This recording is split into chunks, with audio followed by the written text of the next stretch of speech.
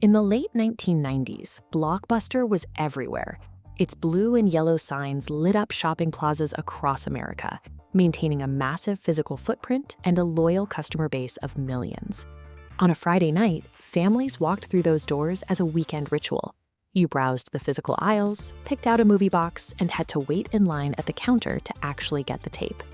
But built directly into that beloved ritual was a hidden, universally accepted cost: the late fee. Customers hated it. It felt like a direct punishment for being busy, a penalty hanging over your head the moment you walked out of the store. Yet for Blockbuster, this punishment was no accident. Late fees were highly lucrative, forming a massive, profitable pillar of their overall revenue. This diagram illustrates a profit from pain model. On one side of the scale, we have customer frustration, and on the other side, company profits. Notice how, as customer frustration climbs, Blockbuster's revenue goes up right alongside it. Because Blockbuster relied so heavily on their own customers making mistakes, their seemingly invincible empire was entirely dependent on irritation. Then, in 1997, Mark Randolph and Reed Hastings launched Netflix. It started as a slow, mail-order DVD service that lacked the instant gratification of walking into a local store. Hastings and Randolph bypassed the standard competition for physical real estate, focusing their resources on back-end logistics and distribution efficiency instead. This diagram compares the two approaches. On the left is Blockbuster's standard pay-per-rental model attached to a strict time limit. On the right is Netflix's major innovation, a flat monthly subscription fee combined with an unlimited return window. By removing the time limit from the equation, Netflix eliminated the late fee and the associated customer anxiety.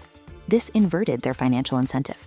Instead of making money off slip-ups, Netflix created a continuous, stable loop of recurring revenue based on keeping the user happy. Netflix engineered a profit from convenience model. They audited the rental experience, found the pain points, and designed a system to remove them. In 2000, Netflix was still small and losing money. The founders reportedly sat down with Blockbuster and offered to sell their company for around $50 million. Blockbuster passed. It is easy to look back and call the executives foolish, but they were trapped by their own structural success. This chart represents Blockbuster's total revenue. That massive top segment is driven by late fees. To copy Netflix's subscription model, Blockbuster would have to willingly delete that top tier, deliberately sabotaging a massive chunk of their own income. Blockbuster was also carrying massive physical liabilities, thousands of store leases, local inventory, and staffing. While they dragged that heavy concrete foundation, Netflix operated a sleek, lightweight, and highly efficient system through the Postal Service. True disruption occurs when an incumbent giant cannot adapt to a smaller competitor without financially cannibalizing its own business. From there, Netflix operated on a relentless strategy. They constantly asked what the next annoying thing was that they could remove from the customer experience. They introduced the queue. Instead of forcing customers to drive out to a store and search endless physical shelves, only to find a new release out of stock, they let people build a personal list from home. Eventually, they pivoted to instant streaming online. This was the ultimate removal of friction, eliminating the final hurdle of waiting for the mail to arrive. Blockbuster always made watching a movie feel like a rigid errand. Netflix made it feel seamless and calm.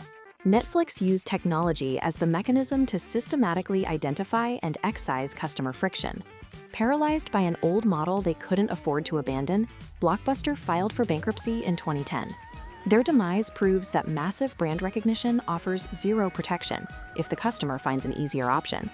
Netflix captured the market because they built their entire architecture around the user, demanding absolutely nothing from the person relaxing on the couch.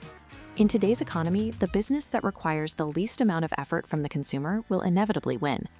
This friction-first philosophy scales from global corporations down to local storefronts.